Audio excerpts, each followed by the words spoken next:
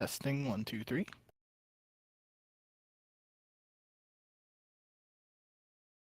I wonder if Dashi would have been on FaZe if they had kept him dropped.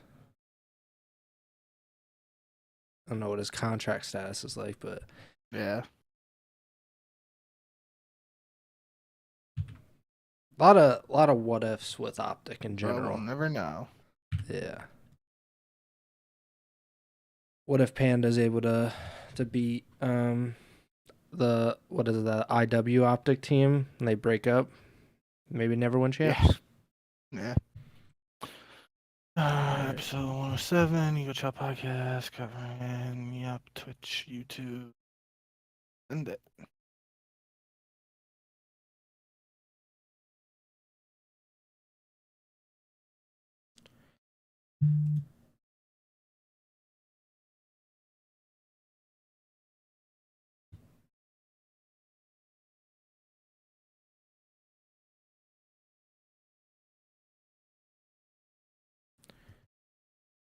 All right.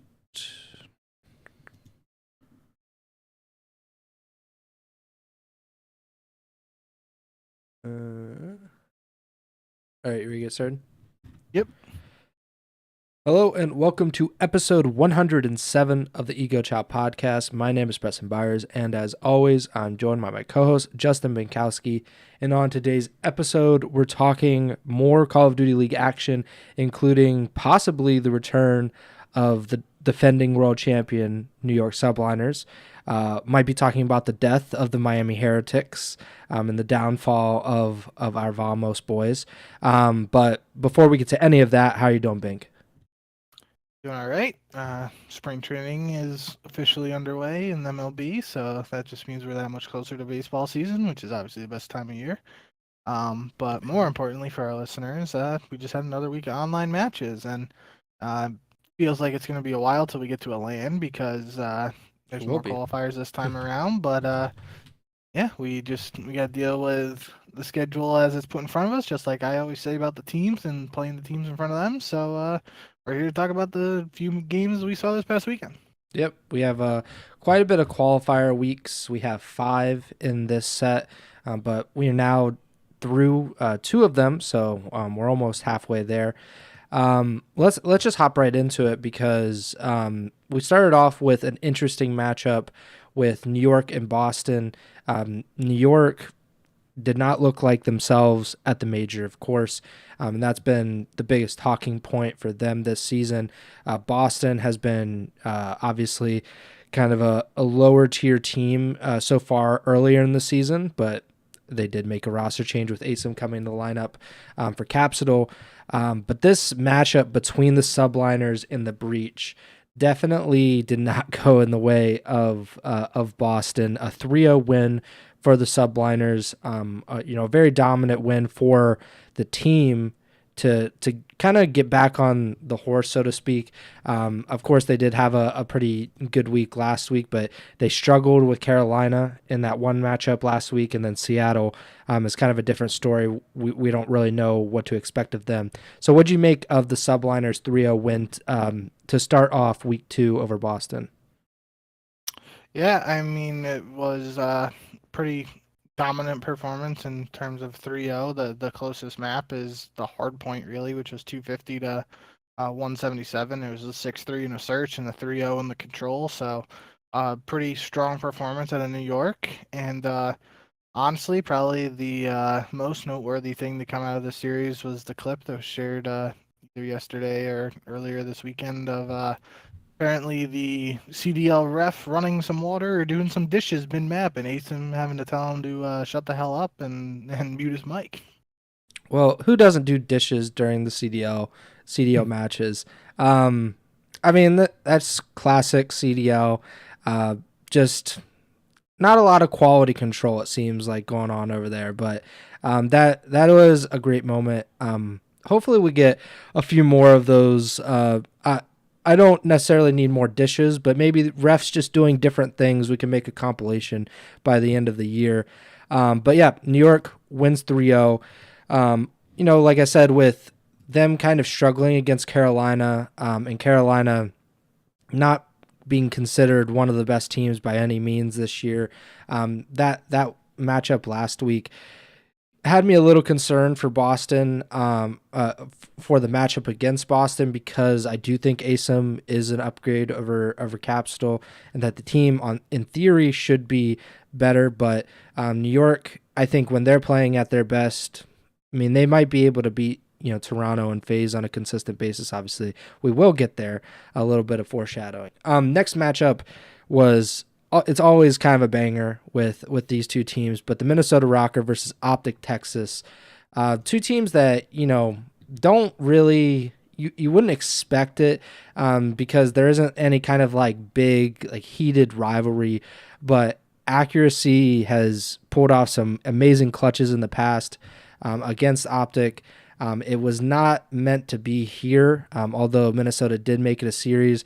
They started off winning the first two maps, and then they were reverse swept by Optic. Any thoughts on this? Obviously, if you look at the stats, it's kind of like, how did Optic win? This is kind of a reverse Optic, usually where we see their maps and they are all plus KD. They're always jumping off the page statistically, but not in this match. Minnesota had all plus KDs and still lost this series. So any lasting thoughts or memories from this series? Yeah, I mean, I don't remember exactly how we worded it last time at the end of the episode last week when we were doing predictions, but I'm pretty sure we both were on the same page. Like we were taking Optic, but we've seen the script before of Accuracy versus Optic, and we're kind of thinking that it might be possible for an upset to happen here. And I remember distinctly when I was watching these matches, uh, on Friday, thinking when Minnesota went up 2-0, like, oh, well, we're both getting this pick wrong because Minnesota's going to close it out. And then, especially towards the end of the control, um, it was Karachi control, and Minnesota were on defense in the overtime. It looked like they were going to be able to close it out with a 3-0 win, and Optic wins a 3v14. Now, it didn't go down to kills, but Optic was able to, essentially kill a wave of Minnesota and then hop on the point in the diner there in Karachi and get the final capture. So it was a 3v14 situation. They didn't, get all 14 kills, but regardless, that was clearly a defining moment in the series, because if they don't get that, they lose 3-0. Instead, they win that control, go on, win the next two maps, and complete the reverse sweep. So, pretty impressive performance out of Optic to be resilient like that, able to stay calm when the pressure's on in a match like that. Although it's just an online qualifier, but still important to get those points where you can, important to get those wins. So big win for Optic, and it's definitely one to look back on potentially if they start heating up now. That could be a catalyst, because if it, like I said, it went the other way and Minnesota wins 3-0, who knows how Optic responds after that. Yeah. Two teams that really need wins, need points this season: Miami Heretics and the Las Vegas Legion. Two teams kind of floating in that bottom four that nobody wants to be in. You don't get the champs at the end of the season if you're there. Both of these teams really need to kind of pick it up and gain some momentum. It looked like it was going to be Miami. Obviously, they had the gauntlet last week with Toronto and FaZe. That's a horrible first week schedule. But they started out this series against Vegas on Friday with a pretty dominant, decisive hardpoint win, then a round 11 search and destroy win to go up 2-0 in the series. But they lose invasion control. They get blown out on Rio hardpoint, and they lose invasion search. Reverse swept to drop to 0-3 on the season at that point. Any thoughts on this? The thing that jumped out to me was Rio again, because we talked about it last week that Miami had played, I believe, 3 Rio maps in the first week and lost all 3. They played Rio Hardpoint in map 4. That was by far their worst loss of the series. So 0-4 at this point. So any impression that you got from Miami or Vegas after this match?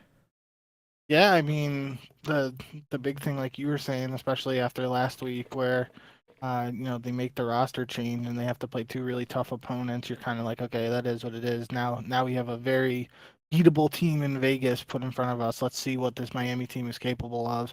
and it looked like they were gonna be able to take a 3-0 win potentially, or going up 2-0 regardless is impressive, especially based on what we saw from Miami in the previous week. But Vegas, who seemingly have been reverse swept more than any other team this season almost, they're Mhm. able to pull one out of their own. Really, Nero was a huge part of that, went massive in that map 331 and 14. Geo, I would have to look at all the maps since he's entered the team, but it was probably his best map in map 4, 32 and 16. And then they close out the reverse sweep with a 6-3 in the search. So, yeah, Nero had a 1.4 KD overall in the series. Uh, Geo was a 1.17, Attach with a 1.1, and everybody else was negative. The highest on Miami was a 0.99 from Metals at 79 and 80. So, um, still questions around Miami now. I mean, it's tough for us to really gauge what this team is capable of. Can't really even judge the roster move just because they haven't gotten the results. But um, I guess glass half full look here is they at least took two maps. Obviously, you get a 2-0 lead, you want to close things out and secure those CDL points, but that's more maps than they won last week against two tougher teams. Obviously, difference in opponent and all that stuff, but yeah, end of the day, shout out Vegas for pulling off a reverse sweep when they've been the one getting reverse swept a lot this season, and back to the drawing board for Miami.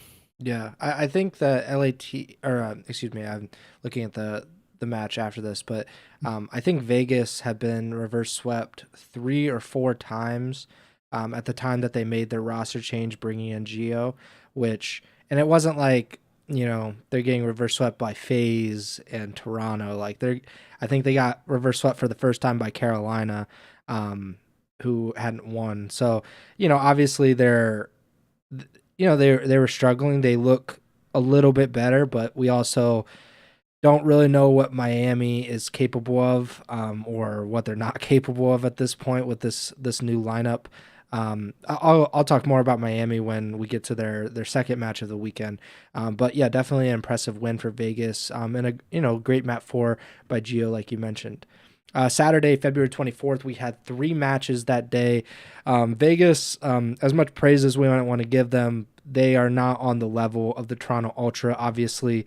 And the Ultra proved that with a 3-1 win to kick off the Saturday's matches. I mean, not a big surprise there whatsoever.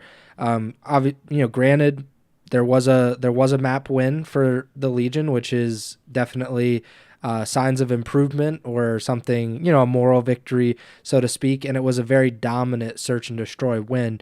So there is something for that. These maps were very close in general, but in terms of the actual victory, that goes to Toronto. But how impressed were you by Vegas that this was a very winnable series in that they played all of these maps pretty close? Yeah, I mean it's strange looking at it from a numbers perspective, but this was another series for Vegas where statistically Nero and Geo were playing very well. Scrap obviously had a good statistical series for Toronto, um, but I mean if you told me going into this Vegas was going to win a search 6-0 against Toronto, I probably would have laughed in your face. If you also told me that both hard points were going to be 250 to 240 ish in that range, what was it? It was 250, 232 for Rio and 250, 247 in map 4. And the map 4 was definitely a winnable one for for Vegas as well. It was a pretty wild ending there where Toronto clutched up and closed things out. But yeah, a lot of people were obviously expecting Toronto to win this, I would assume, and Vegas kind of showed up and had a definitely stronger performance than I expected, and probably a lot of others expected as well. Yeah.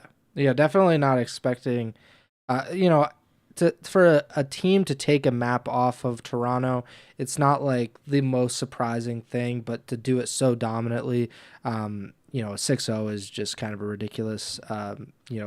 It doesn't happen very much regardless, and for it to happen with one of the best team and then one of the worst teams, at least in terms of standings, that does jump off the page a little bit. Next match we had LAG versus Optic. Not a big surprise in terms of the victor here either. We had Optic winning 3-1. Dashi played very well in this series, at least statistically. But it's interesting that Optic lost the opening hardpoint. It's kind of surprising to see them lose, respawns in general a lot of times. And it was not a very close hardpoint at that. So any cause for concern, or do you think that's just kind of something that happened, not a big deal? The only thing I can think of is it was definitely something at the time that I was thinking about, like during that match. This is two series in a row where, obviously against Minnesota they were down 2-0. This is only 1-0, but different maps too. It was a real hard point for Minnesota. That one map won against Optic, and this is a Karachi. The only thing I can think, if it was the same map, I would probably have a stronger case here, but um due to seedings and stuff and how the vetoes work, Optic is probably choosing to be Team B in the veto process and giving their opponent the map one pick, and then they get the later picks. Could just be speculating there, but that could be one potential explanation. Definitely something to monitor now for Optic's future matches to see if they continue to have these slow starts or if they start to turn things around in that regard. But yeah, you see that first map, LAG, kind of a blowout in the map one, and you're like, oh boy, here we go again. But Optic turned up after that, took care of business, and had a strong 2-0 week. Yep. I think Optic fans probably going to be a little annoyed at times about dropping a map that they shouldn't, but ultimately, if you win the series, I think there's really not that much cause for concern. It's not like they are the most dominant hardpoint team in general this season. That they're winning searches is, I think, a promising sign, no matter the opponent. Last match of Saturday is one of the more interesting ones because it gives you kind of an idea of where these teams are in relation to each other. Because beginning of the season, I think it was pretty obvious that Miami was viewed as the superior team. They were looked at, they were one of the best teams in the stage one qualifiers.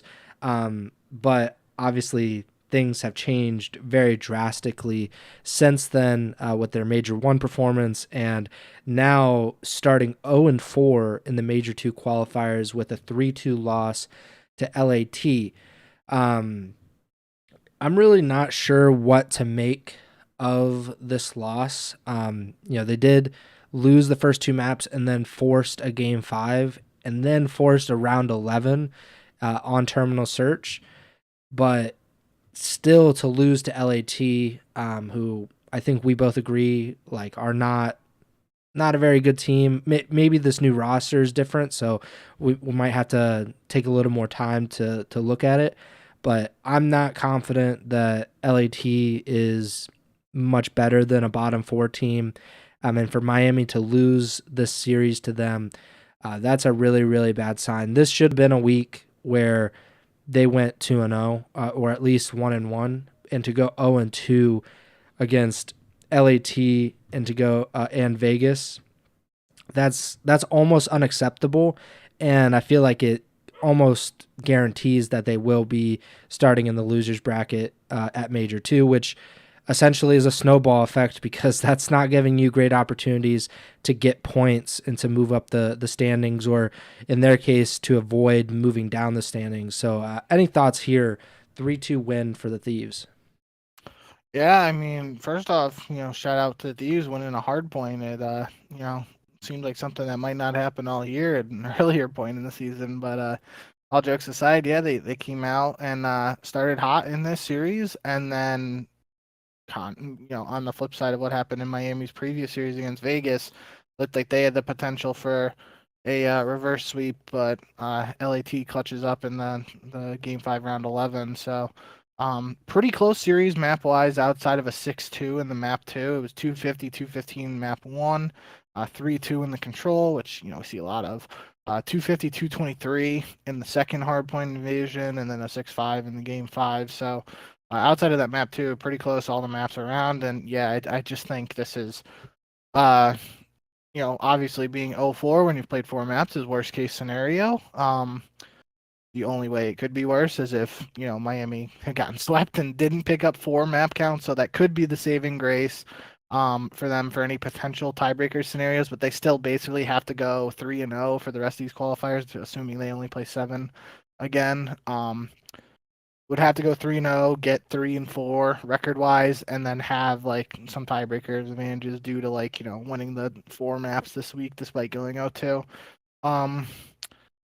But yeah, I don't really know what to make of the situation. Like you said, Miami was looking strong in the online matches early on. Um, and again, they had a tough week last week against 2 strong teams. But this week they played 2 teams that are not nearly as strong as those teams they played in the previous week, and they still ended up losing. So we'll have to see if there's any further changes or um anything behind the scenes that we learn about what's going on there. We do know they signed Real as a sub. So is it possible he gets a shot now if they decide to make another change? We'll have to wait and see. But yeah, I don't really know what the answer is for Miami. And just looking ahead next week, it certainly doesn't get easier for them. So we'll have to see how they respond. But obviously, LAT, they could have been very easily in this conversation. On the other hand, if they had been up 2-0 in this series and then let Miami reverse sweep them, we could be talking about how it was a bad loss for LAT. So it was a good thing they were able to close that out. Get a win on the board with the new squad. Ghosty in particular had a strong series, 95 and 83 for a 1.14, which was tied with Lucky for the highest KD, even though Ghosty had a few more kills. But yeah, overall, I think kind of like you said, it's 2 teams in the lower half of any power rankings right now, but one potentially is creeping up a little bit where Miami is kind of just crashing through the tiers, as you might say. So, still want to see more from both squads, but we'll have to wait and see.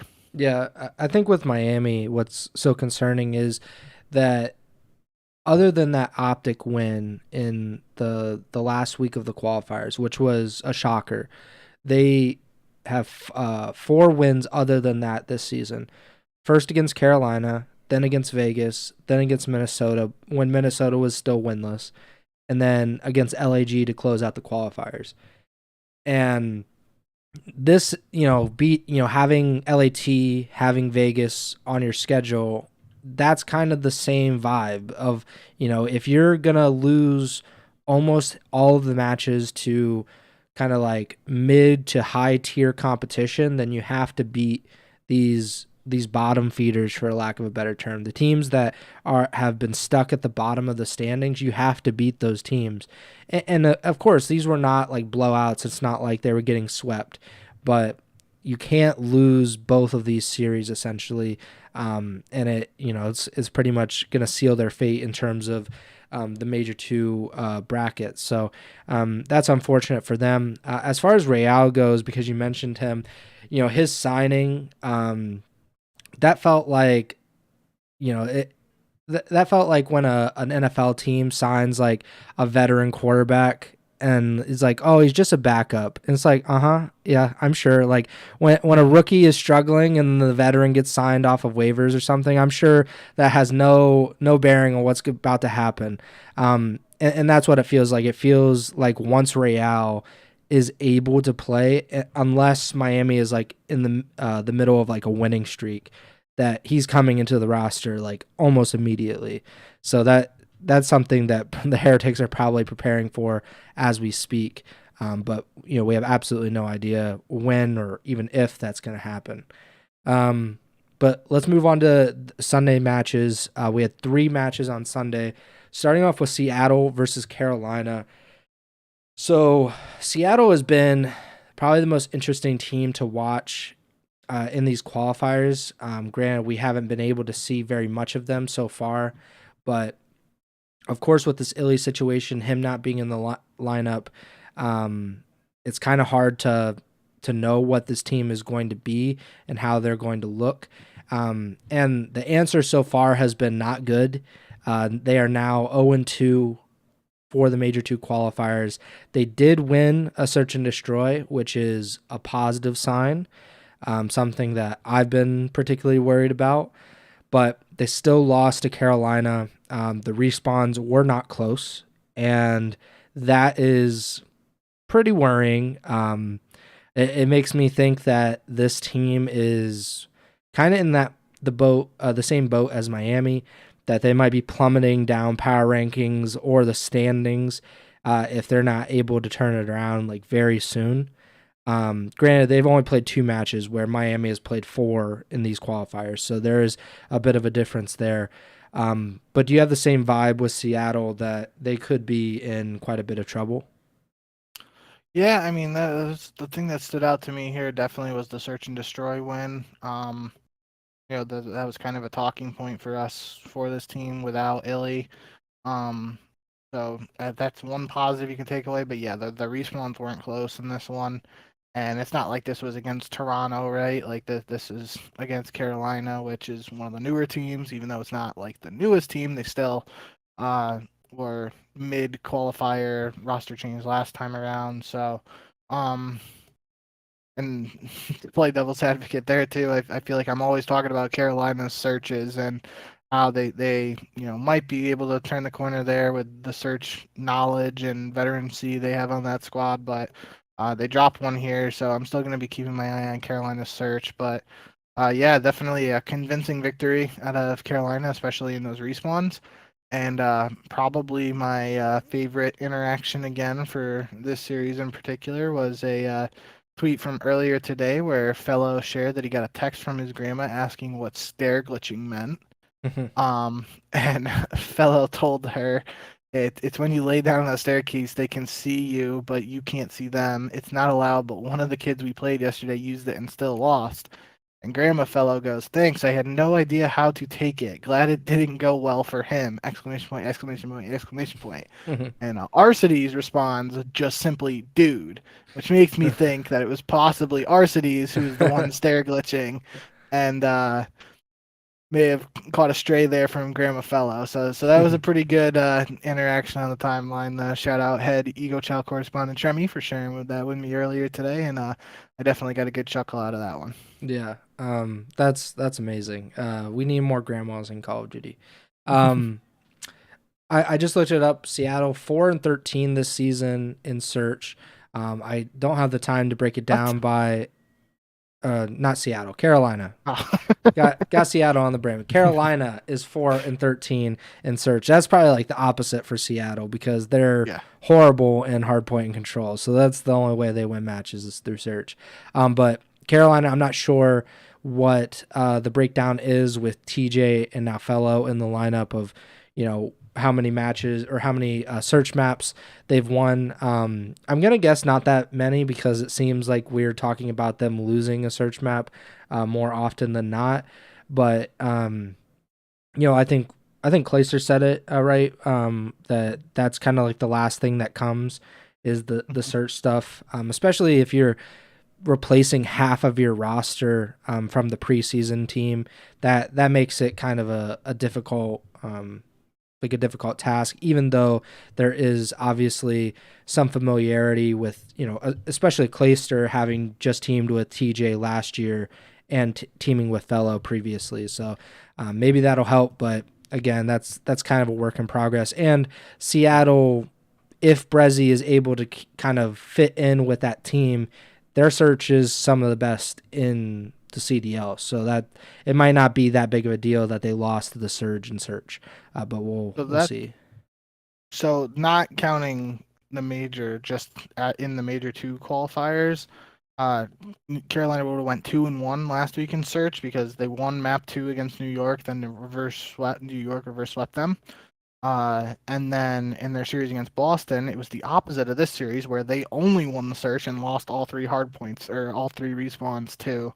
Boston. So Mhm. then, so we have a series where Carolina wins a search, gets reverse swept, wins a search, loses all the respawns, and then loses the search, wins all the respawns. So who knows what's really going on there, man? But definitely something to keep an eye on for me for sure. Yeah, another interesting stat is that Carolina is, like I said, 4-13 in search this season. 3 of the 4 map wins have been on Invasion.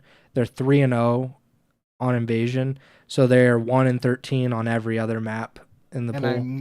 and I know for a fact that one of the invasion wins would have been in the reverse sweep against Vegas because that's I'm pretty sure Gwyn had the round 11 ace Yeah, and that's what Clay had like the ninja diffuse. I'm yeah. pretty sure that was the one against Vegas in the first set of Yeah, qualifiers. so they're 0-2 on High Rise, 3-0 on Invasion, 0-3 on Karachi, 0-3 on Skid Row, which I don't think matters anymore, and then 1-5 on Terminal. So like, it hasn't been good, and if they're Might able be to move any closer to 500, that's a massive improvement. You know, it's the same thing with Seattle. Like if they're able to consistently win one respawn, that is a huge deal for them. That can yeah. essentially keep them in the middle and avoid kind of sliding down the standings, which is, pretty much the best thing that they can ask for at the moment. Next match, Minnesota versus Boston. This was an interesting matchup because Minnesota, they obviously lost the first series of the week to Optic. Not too big of a surprise that they lost, uh, but Boston is, not Optic, obviously, and they were still not able to win this series. They were up 2-1. They won Invasion Search and Invasion Control, and then lost a very, very tight sub-base hard point, and then got blown out in Search on Karachi to finish this series. Now 0-3 to start the Major 2 qualifiers after what they finished fourth at Major 1, where Yep. they pretty much rocketed up the standings because of that after starting. I mean, granted, they were whatever, I think 0-3, 0-4 to start the Major That's 1 what I was gonna qualifiers. So, do you think that's in the cards for Minnesota now, or is this kind of regressing back to where we thought they might be before Major 1? I mean, maybe at this point, you can't even really say are they a LAN team or an online team because they had that turnaround last time where they Yeah. started slow in the qualifiers and then kind of picked it up and definitely played better on LAN. So maybe they are just better on LAN. But no, I'm pretty sure it was 0-3 for them heading into the holiday break, and then they flipped the switch after that. So maybe it's just another slow start. I don't know, but that's definitely something we're gonna have to keep an eye on for Minnesota. Um, Again, kind of, silver lining, more optimistic look. They're not getting blown out, right? Like they Yeah. had the chance to be Optic and weren't able to close that out. And then again here they win 2 maps. So when you have an 0-2 week, but you win 4 maps, that's literally the best 0-2 week you can have statistically. So could be worse. That's obviously not what any Rocker fan wants to hear, but um yeah, we'll have to see what's next for this squad because they have definitely been a very hard team to get a read of. On the flip side, though, with Boston, um, they win both hard points in this series, and I know they won them against Carolina because I was just saying how they only lost the search there. They got swept by New York. So and they got swept by New York. Okay, so that's what I was trying to find. So yeah, so that would be 4-1. 4-1 in hard point. Who won? Minnesota won the control, so 1-2 and control, and then search. They're 1-1 here, 1-2, 1-3 in search. So They're a hardpoint team. really, that's yeah, I guess. Definitely, still early days for this squad. It's also fun to point out it's ASIM beating another team that he was formerly a member of. So that never seems to go well for ASIM's teams in particular because then the org always tweets out, "Hey, you dropped this" or whatever, and it's funny. But um, yeah, I mean, strong win for Boston here that um, has us questioning where Minnesota really is, and we'll have to see how both of the teams respond heading into next week. Minnesota will, like, So they play LAT at the very end of next week, in addition to playing Atlanta next week. So, like the LAT match is the one that I'm more interested in for them because if they lose that, then it's like, DEF CON. Like we're panicking a little bit. But Minnesota, like you were mentioning, they had a chance to beat Optic. They lost 3-2 to Optic. They had a chance to beat Boston, lost 3-2 to Boston. First week of the qualifiers, lost 3-2 to Toronto. So they've lost in game 5 to the best team, Toronto, to Optic, who's top 3, top 4, and then Boston, who, you know, we'll see. We'll see what they end up being. They're more of an unknown, but still, to go to game 5 and to lose each of them, you would hope that eventually it'll kind of, even out where you start winning a few of them. A few in a row will definitely help. But to start off the week against Atlanta this coming week, that sucks because there's a good chance they will be starting 0-4 to start these qualifiers.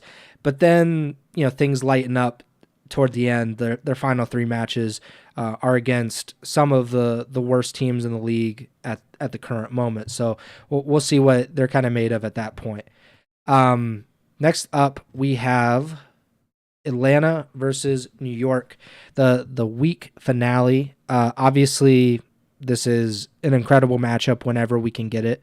New York, defending world champion, Atlanta, obviously former world champions, 2 of the most, if not the most talented rosters in the CDL.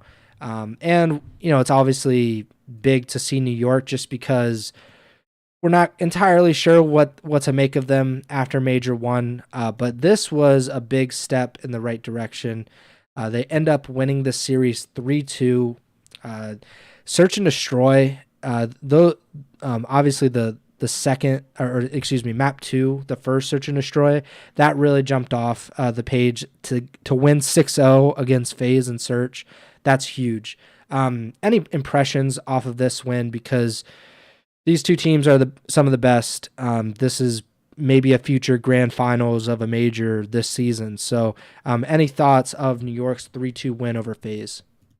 Yeah, I mean that's definitely the thing that jumps out is not only was there a 6-0 for New York in the search, but you beat Atlanta in 2 searches. That's pretty impressive. So um, now a team like New York is sitting at 4-0 in the Major 2 qualifiers after struggling at Major 1, kind of putting themselves in the best case scenario so far, at least in terms of responding and bouncing back from that lackluster performance in Boston. So um, yeah, I'm not really sure what to make of the series overall, but it definitely is interesting that New York won 2 searches. That's just something, obviously this is a new roster with Draza this year, but it's just something historically with the trio of Celium, Abizi, and Simp that you could probably count on one hand how many times it's happened.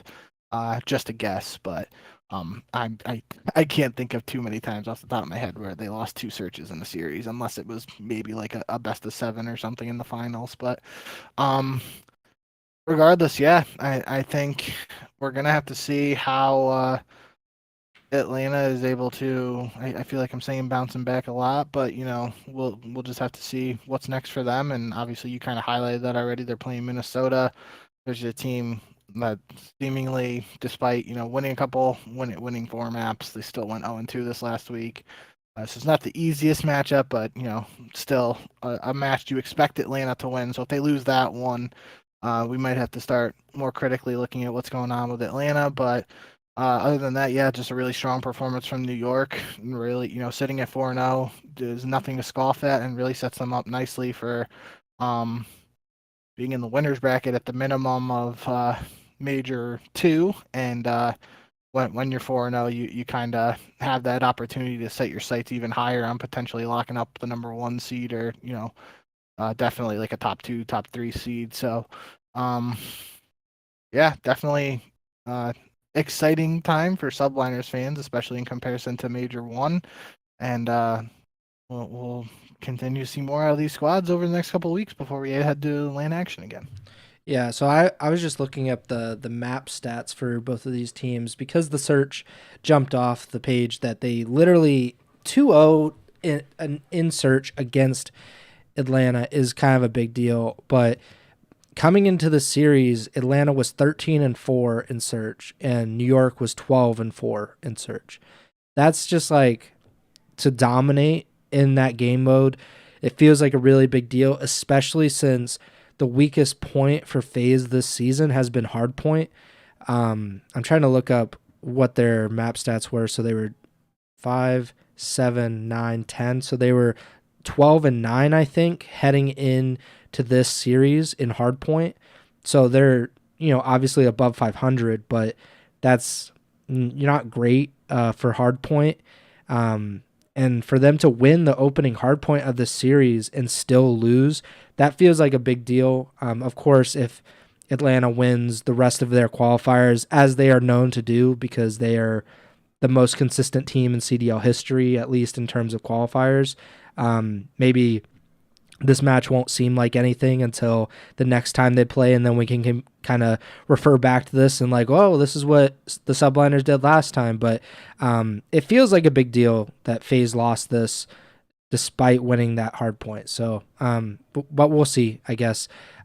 FaZe still has, I think, like 5 more qualifiers to go in this round. So we'll definitely get quite a bit of time and matches to look back on.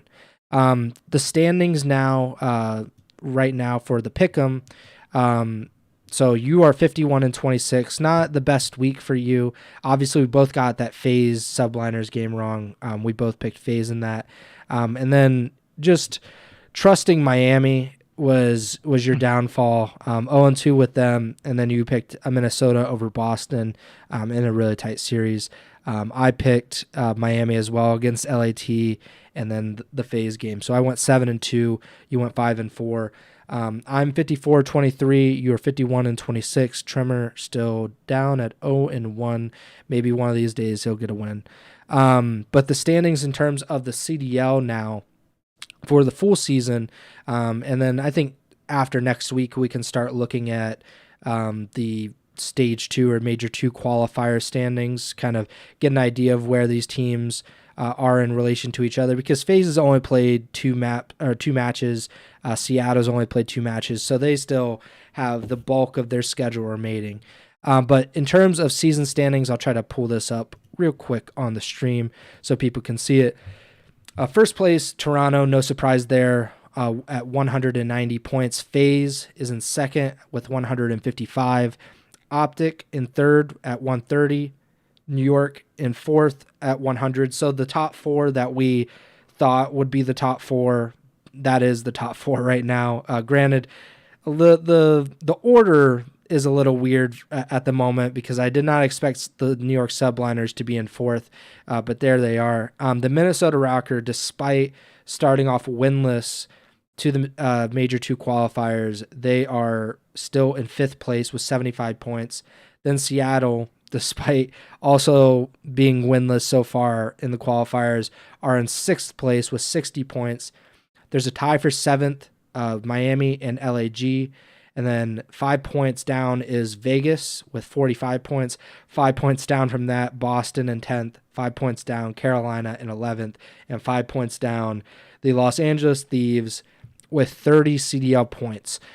So obviously there is that top 4. That's kind of, I think, going to stay that way for quite a while. If not the rest of the season. I wouldn't be surprised if those 4 just kind of maneuver between each other. Anything jump out to you in terms of the standings? Anything that is surprising to you now that we are essentially 2+ months into the CDL season? No, I mean, like you said, it was kind of like we didn't have a particular order for the top 4, but that's kind of what we had going into the season, and obviously Minnesota and even earlier Miami and Seattle were kind of shaking things up there, but at least for now it's kind of back to what we had in mind there. Obviously Miami and Seattle both stick out in terms of being at 50 and 60 points, which they seemingly were at. I guess Seattle had a better performance at the major, so not quite the same. But both those teams were probably just slightly a little higher in the standings at different Yeah. points this season, and now more moving back to the middle of the pack or the bottom of that, the champs danger range, we will say. But that bottom is really close because I mean lately, even LAT at 30 points is only 30 behind Seattle in sixth. So Yeah. seems like that's something that's always going on. Um, and with more matches this year and in the qualifiers and more points being distributed for placement on LAN, it's possible as we get later into the season, unless the same teams are consistently struggling at the LANs, it's possible that we see more of a separation there, especially towards the bottom. But yeah, other than that, nothing crazy jumping out to me. Maybe Boston down towards the bottom there is a little surprising, but obviously a couple wins in these qualifiers after making some change or a roster change to bring Asim in could be having them headed in the right direction. But yeah, other than that, nothing super unexpected, I would say. Touching on that point about there being more points distributed on LAN, I think that's really interesting, and I'll have to keep an eye on it as we keep going through this season. But really, the reason that Minnesota is in fifth is because they got fourth place at the LAN. That jumped them over pretty much all of these other teams. Granted, they did finish out the Major One qualifier strong, but that fourth place has carried them quite a bit into these standings. And if one of those top four teams, like, of course, if Toronto, Atlanta, Optic, and New York, if they're all in the top four of the major placings, then this won't be an issue. But if we have another instance of one of those teams getting upset early in the tournament, or maybe they play each other, one of these, two of these teams play each other, and then maybe they play each other again, like earlier in the losers bracket, one of those bottom 8 teams is going to benefit from that. One of them is going to place in the top four and really benefit from all of the major placing points that come along with it, which could go a really long way. If Seattle or LAG, if they win like two matches and get to like top four, top six, that could be really big, and could play a big role in how these teams end up qualifying for champs or where they're seeded and all that stuff. So I'm really interested in that aspect of it. So let's talk about the matches for the upcoming week. Another kind of short, because there are more weeks to fill, there aren't as many matches per week.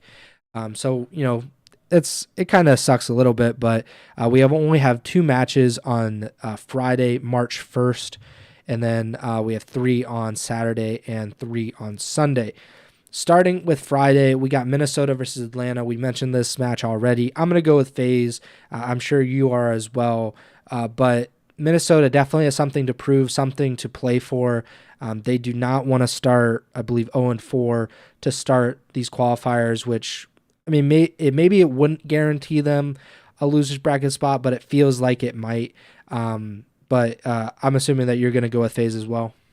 I am, but I'm just, kind of like I said earlier, it's definitely one to watch, and if Minnesota is able to pull off an upset here, we might be having a different tone about Atlanta next week. So more attentive, I'll say. I'll be heading into this one, but I will definitely take Atlanta. Next match, Seattle versus Toronto. Until Seattle can prove that they can win a respawn consistently, I'm not going to pick them. So I'm going to go with the Ultra. Yeah, I'm going with Toronto as well. Saturday, March 2nd, 3 matches starting with Vegas versus Boston. A pretty interesting series because we just saw Vegas and Boston have strong weeks. I'll go with Vegas. Maybe they can keep this rolling, but I'm not feeling super confident either way here. I'm gonna go with Boston. I just think, you know, I don't know. I'm excited to see how this shakes out, but I think Boston's been looking strong in the hard points. That Vegas 6-0 in the search against Toronto, though, kind of has me leaning towards them in the search. But if Boston can get it done in 3 in the respawns, maybe that's their path to victory. But yeah, I could easily see this one going to a game 5, but I'll take Boston. Carolina versus Optic. Gonna go with Optic. The Ravens, they just don't instill a lot of confidence right now. Maybe if this was Carolina versus Seattle or Carolina versus Miami, I would pick them, but not against Optic. Yep, I'm gonna go with Optic too. Seattle versus LAG. I just said I wouldn't pick Seattle if they can't win a respawn. I'm gonna stick with that, even though LAG also does not inspire a ton of confidence. I thought for sure you were gonna go with Seattle, so that's what I was thinking LAG because I really don't want to pick either of these teams. But I'll just stick with LAG. Kind of similar mindset to the Boston Minnesota one. Like Seattle might take the search here, but if LAG can take care of business in the respawns, it could just be a 3-1 for the Gorillas. I just wanted to look up real quick to see what the Gorillas have been doing, how they've been doing in the game modes. Not great across the board. Yeah. So there's there's nothing that jumps out to me, but considering they're not like LAT bad in hardpoint, that gives me a little more confidence that they'll be able to kind of win through the respawns. I don't know. I just don't have any confidence in Seattle if Illy's not in the lineup. So I'm going to go with the Gorillas. Sunday, March 3rd, Miami versus New York. There's absolutely no way that either one of us will be picking the Heretics for this week. Yeah, I'm gonna go with New York very confidently. So Miami, very likely going to start 0-5 in the qualifiers. That will almost assuredly put them in the losers bracket. I'm just looking ahead. They play Carolina the following week, and then they play Minnesota in their last match. I mean, there's a decent chance that they go 0-7. Granted, Carolina, Minnesota, not world beaters by any means. But Minnesota has been playing everybody tough. Carolina, what they have going for them is that they don't look as bad as Miami do right now. So, pretty decent chance that the Heretics will be 0-7 after having a really good Major 1 qualifier run. Next match, Atlanta versus Toronto. I mean, we both have to go with Toronto, right? Because I just saw FaZe lose, which always worries me. It kind of feels like like an apocalypse event or something, like acid rain or fires just starting around the world. It feels like something kind of the tide has shifted, and that Toronto is now the big dog that we all have to pick every single week regardless. And so I'm gonna go with the Ultra pretty much until they prove that I shouldn't pick them. Yeah, you can probably count on a single hand how many times I've picked against FaZe in the history of the Ego Chall podcast, but we're gonna have to add one in this case here, and I'm gonna go with Toronto. If FaZe wins, then all right, we could have a talk because maybe I don't know, like it just feels weird to pick against FaZe because, like I said earlier in the show, I mean, they definitely have the best record in CDL history. I think they finished first at the end of every regular season in CDL history. And in qualifiers, they are incredibly, incredibly good. But if they lose this match, granted, they do play Minnesota. Never mind. I was going to say to lose 2 matches in a row, but I'm fairly confident they're going to beat Minnesota. But still, to lose 2 matches in the qualifiers, that's probably not something that happens to FaZe all that often. But yeah, we both have to go with Toronto at this point in time. Last match, Minnesota versus LAT. I mean, I know LAT won. I understand. But they beat Miami, and I'm going to go with Minnesota. I cannot pick LAT until they beat. If they beat Minnesota, then okay, like I can pick LAT whenever I feel comfortable again. But it's kind of a rule of thumb that I can't just keep picking a team if they have proven that I shouldn't. This is like the LAG rule of like 2021. Like I can't just keep picking you. But so I'm going to go with Minnesota. Yeah, I'm gonna go with Minnesota too. This is another one similar to Seattle LAG where I really, just don't want to pick either team. But I gotta think if Minnesota's gonna turn things around similar to how they did last set of qualifiers, this is a good one here. Um, could be a situation though where potentially they struggle against Atlanta, have low morale heading into this one, but um, I think bottom line, Minnesota has to go 1-1 this week. In the worst case scenario, obviously they would like to go 2-0. Um, but in a Freaky Friday scenario, it would definitely be something where I just wouldn't know what to think if Minnesota is able to beat Atlanta on Friday and then lose to LAT on Sunday. I just, at that time, at that point, I just throw my hands up and be like, I don't know what's going on anymore. Yeah. So, yeah, I'm gonna go with Minnesota here. Not super confident in that one, but we'll see what they're able to pull off. What's interesting is these teams haven't met yet this season. This is their first time Mm, playing each other. So maybe that would probably favor LAT, I would imagine. I think anytime like a new it team was odd plays, to watch. Yeah. yeah, like I would just imagine like that always favors like the worst team or the newer team in this case. But yeah, I don't know. Maybe I'm looking too much into it, but I'm not going to pick LAT, so going to go with Minnesota there. Yeah, I think that about does it. We didn't have a ton of news or any like extracurricular stuff to talk about. Um, it was a solid week of CDL action. We're getting closer. We're ever so slightly inching toward Major 2. And then I think we are back to the normal schedule for Major 3 qualifiers, which is much better. Like I like just being able to talk about, like 13, 14 matches per week. That seems like a normal thing, and we just haven't had that so far. But we will eventually get there. Make sure to subscribe, like, or follow the podcast feed wherever you're listening or watching on Spotify, Apple Podcasts, YouTube. We're on all of them. If you're watching on YouTube, make sure to give a like. Make sure to subscribe and all of that kind of stuff. Follow us on Twitter at jbink with 2Ks, at Preston Byers. And the podcast Twitter is at Ego Chall Podcast. Next show will be sometime next week, of course. One of these days, we will figure out a consistent day that we'll do our podcast on. But for right now, we will just kind of go live when we go live and upload the podcast when we upload the podcast. And that is just how it's going to be for a little bit. But we really do appreciate you all for listening and watching.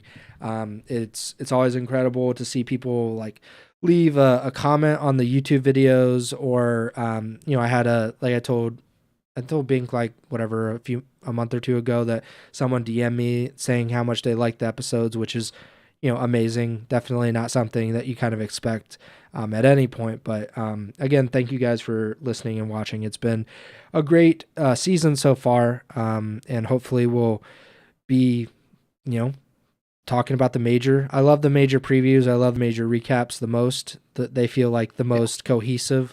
But we'll eventually be there again, and I'm looking forward to it. So that does it for me. Bink, take it away.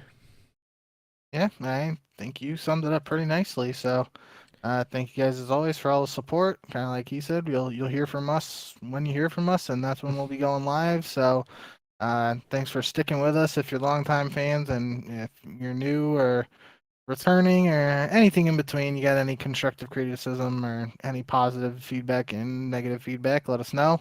Always looking for ways we can improve the show and deliver anything you guys are looking for. So thank you guys as always, and remember to send the chat.